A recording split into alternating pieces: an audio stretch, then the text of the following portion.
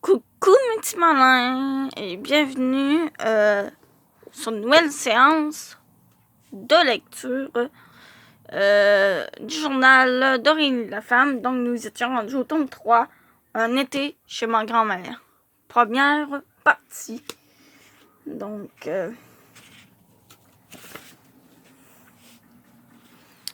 du coup c'est les vacances, puis pour nous c'est l'automne quoi, clairement. Donc, mais laissez retomber la poussière.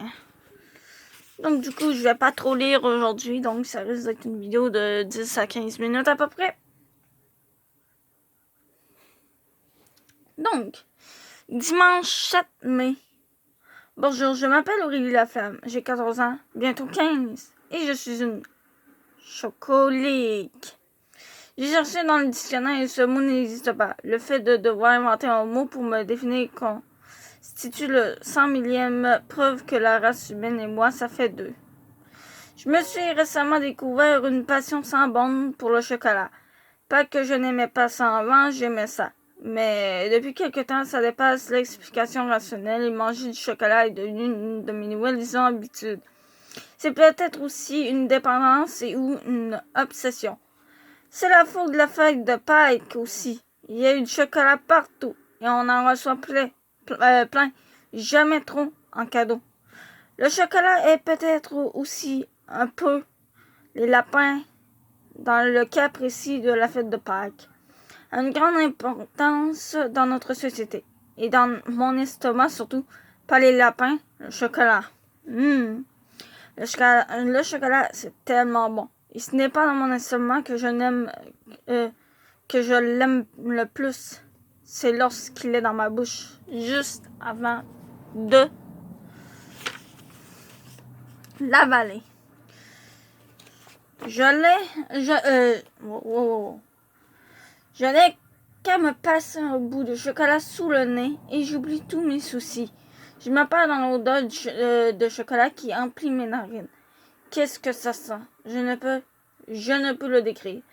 C'est une odeur unique, celle du chocolat. Moi, je vous le dis tout de suite, l'odeur du chocolat, c'est le sucre. Voilà, tout de suite, ça sent le sucre. Bref. Et lorsque je l'ai bien senti jusqu'au point où il n'aimait plus aucune odeur, je le goûte. Et oh, c'est l'extase totale. J'ai l'impression que mes papilles gustatives dansent sur ma langue. J'ai l'impression que mes papilles gustatives ont de petits bras qu'elles gigotent dans les airs et qu'elles crient « Encore! Encore! Encore! » Bon. Désolée, je vais aller voir quand même mes messages. Bon. Les messages pris, on peut continuer. 15h32. Humaniser mes papilles gustatives me perturbe un peu, surtout que je n'arrive pas à les humaniser plus qu'en les imaginant, comme des grosses boules roses avec des yeux globuleux et des bras informes, également roses, sans main, sans doigt, mais avec un pouce. Je me demande ce que Sœur Rose, ma prof de bio, penserait de mon image des papilles gustatives. Au moins, je sais que mes papilles sont heureuses grâce au chocolat que je mange en ce moment. Miam, yum, yum, miam. Voilà. 15h37. C'est maman, téléphone. Maman arrive dans la cuisine. Elle prend le téléphone, met sa main sur le combiné et chuchote. Aurélie ne crie pas dans les oreilles des gens qui appellent, c'est impoli. Appuie sur le bouton Hold. Elle enlève sa main du combiné. Oui, allô, allô? Allô? Je vais appuyer sur le bouton Hold, tu sauras. Ma main qui ne le laisse pas paraître, mais qui se sent sûrement super mal de m'avoir sermonné pour rien. Appuie sur le bouton et commence à parler à ma tante Louise, sa conversation comme ça, mic. Et je retourne dans ma chambre. 1538. Il y a une phrase que je ne suis plus capable d'entendre et qui devrait être bannie de la surface de la planète selon mon opinion personnelle que ma tante m'a lancée juste avant que j'appuie sur le fameux bouton haut. Un de perdu, 10 de retrouvé. Depuis qu'elle s'est finie avec Nicolas, je ne compte plus le nombre d'adultes qui m'ont dit ça. Comme si ça allait me faire du bien. Comme si ça allait vraiment me consoler. Comme s'ils pensaient que la peine que je vis est totalement vide de sens et que cette phrase allait tout arranger. Comme si quand il la prononce, je me disais en dedans de moi, ah ben oui, je n'avais pas pensé en ça. Maintenant que Nicolas m'a laissé, ça laisse la place à 10 gars niaiseux d'entrer dans ma vie. Je vais sortir avec 10 gars qui ne sont pas Nicolas. Et je vais être tellement plus heureuse avec les 10 gars, les 10 nouveaux gars. Donc, si je me fie à leur réflexion, j'en conclus que pour me consoler de ma peine, les adultes veulent que je sorte avec 10 gars. Quelle idée stupide, niaiseuse, achalante par rapport.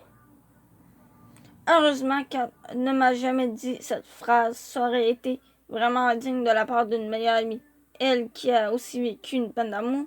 Je ne comprends pas trop pourquoi, parce que c'était avec Jean-David Truchon, alias Truche, un gars vraiment poche. PS.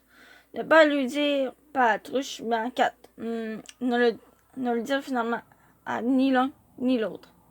C'est à quel point les adultes qui nous disent un perdu disent de retrouver. On aurait seulement envie de les intemper dans le mur. En fait, de les prendre par le collet et les coller au mur. Voilà. Les plaquer au mur. Voilà. C'est ça, ça veut dire étamper dans le mur. Bon, évidemment, je suis une fille pacifique. Je n'étamperai personne dans le mur. Ce serait un peu exagéré que quelqu'un me dise une simple petite phrase sans conséquence si je me bouche les oreilles ou si je mange une barre de chocolat avec des arachides et que le son du croquant m'empêche d'entendre et que soudainement, envahi d'une force surhumaine, à cause de toute la colère et la frustration que cette phrase me fait ressentir, j'aurais valsé dans le mur la personne qui aurait osé le dire.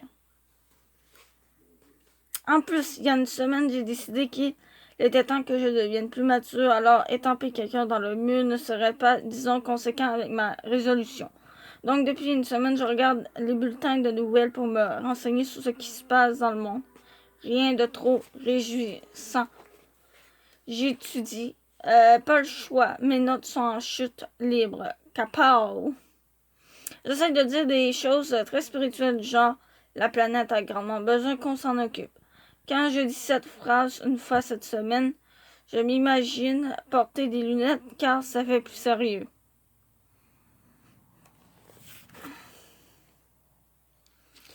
Être mature, ce n'est pas si le fun que ça n'a l'air. Alors je mange du chocolat. Ça, c'est vraiment, vraiment, vraiment, vraiment le fun. C'est mon petit plaisir personnel.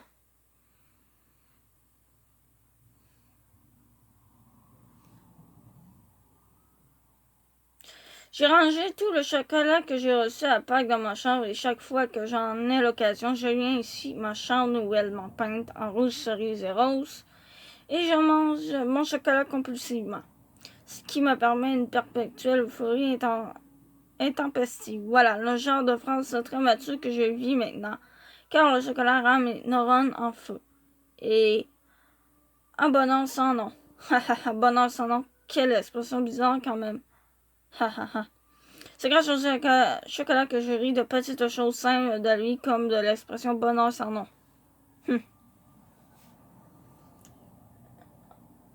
15h48. Le bonheur ne s'appelle pas Robert, il ne s'appelle pas Gilles, ni Jean-Guy. Il ne porte pas de nom. C'est vrai. Je dois m'essuyer un début de larmes sur le bord de l'œil droit tellement je ris.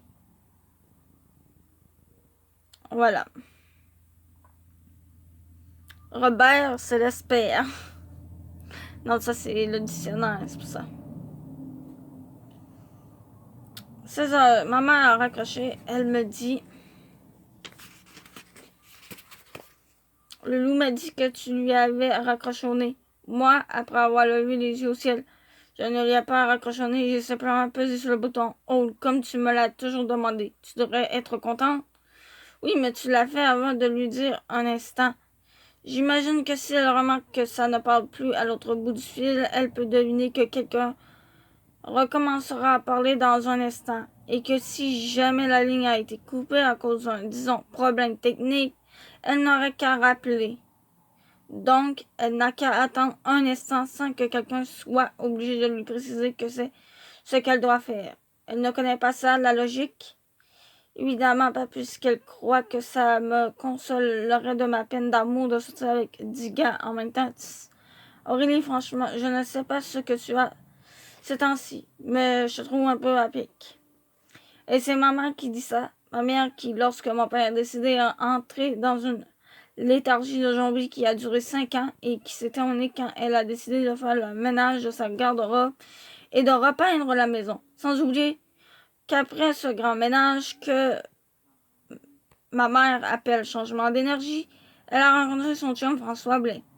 Une des personnes qui m'énerve le plus sur cette planète, sans compter que ma mère s'appelle France et que son chum s'appelle François. Puf. C'est comme si je sortais avec un gars qui s'appelle Aurélien. Ça n'a pas de sens. Et ce n'est pas le pire du pire du pire. Le pire du pire du pire, c'est que ma mère, France et son chum François s'en vont passer un mois cet été en France. Une chance que le chocolat existe, sinon je trouverais la vie carrément absurde. Ouais, ça fait bizarre, quoi.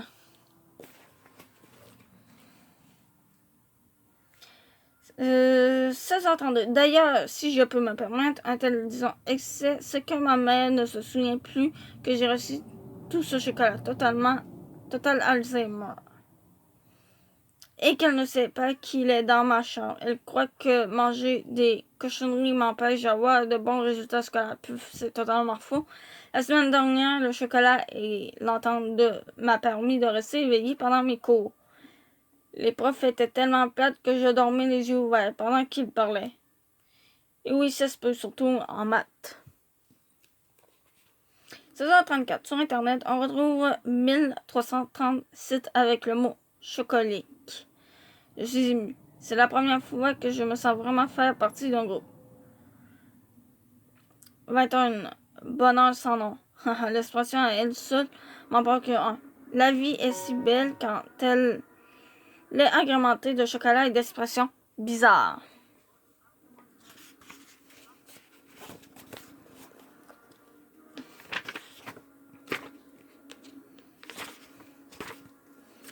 Donc, lundi 8 mai.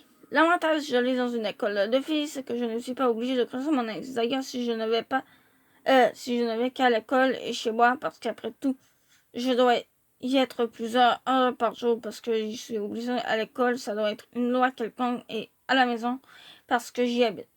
J'ai selon des statistiques absolument mathématiques 0% de chance de le revoir. Et c'est vraiment bien comme ça. Ça fait un mois aujourd'hui que je ne sors plus avec Nicolas. Le gars que j'aimais PQTM, c'était son idée. Mauvaise selon moi. C'est comme mon voisin Tommy m'a embrassé. Franchement, ce n'était vraiment rien et totalement contre mon gré. Mais ça donne que c'était devant les grandes fenêtres de Musique Plus et que la scène a été filmée et diffusée avant le bout où je repoussais Tommy. J'ai pardonné à Tommy, mais Nicolas ne m'a pas pardonné. Il se sentait un peu trop humilié que tout le monde lui rappelle cette scène vue à la télé. But de vie. Devenir une grande scientifique afin d'inventer la machine à voyager dans le temps pour empêcher l'inventeur de la télé d'inventer la télé. Rectification dans but de vie. Devenir une grande scientifique afin d'inventer la machine à voyager dans le temps pour empêcher Tommy de m'embrasser. Empêcher d'inventer la télé étant un peu trop excessive après mieux réflexion. Bon, une petite pause.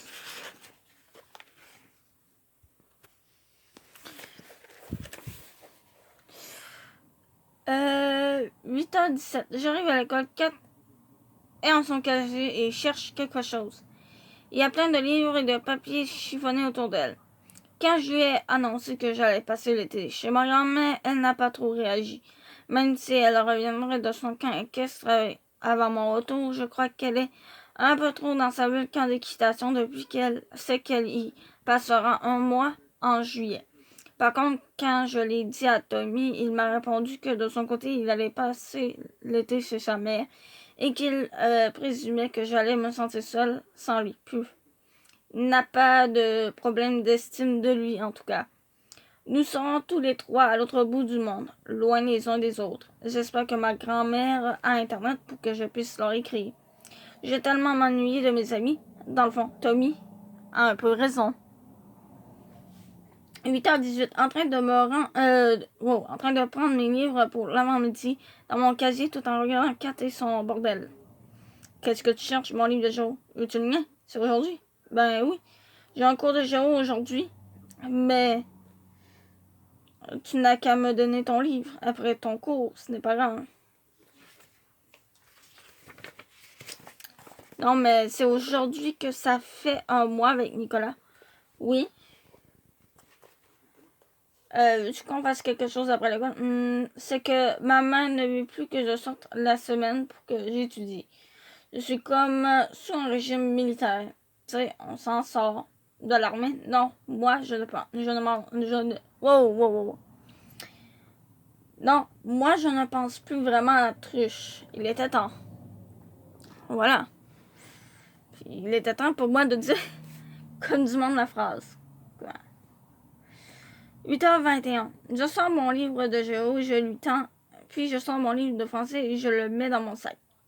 En plus, avec ta mère qui part en France cet été, tu dois vraiment être déprimé.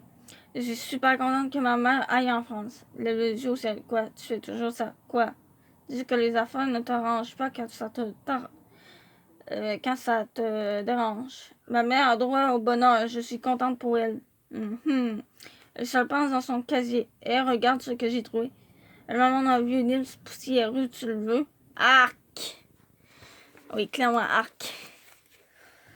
Kat pense que je suis désespérée, mais je ne le suis pas. Et même si je l'étais, parce que ça fait un mois aujourd'hui, ce serait normal. Je ne le serais jamais à ce point-là, quand même. 8h31, cours de français. Impossible de me concentrer sur ce que dit Marie-Claude, la prof, qui est pourtant habituellement une de mes profs préférées.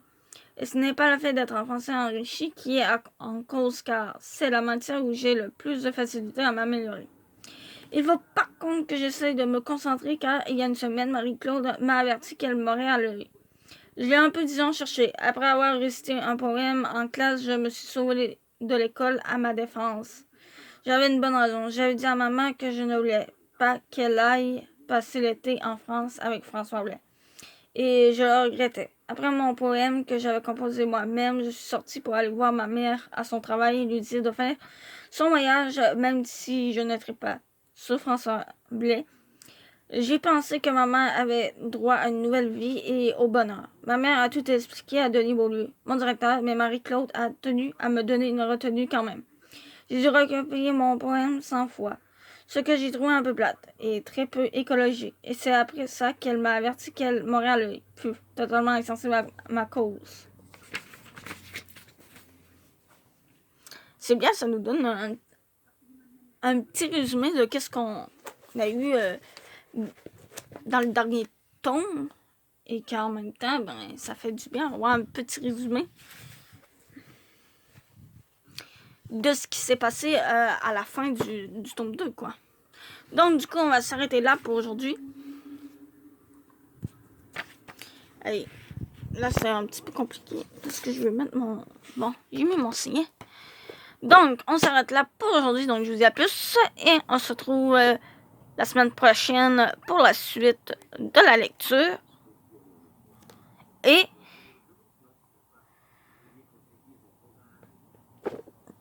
on se retrouve demain pour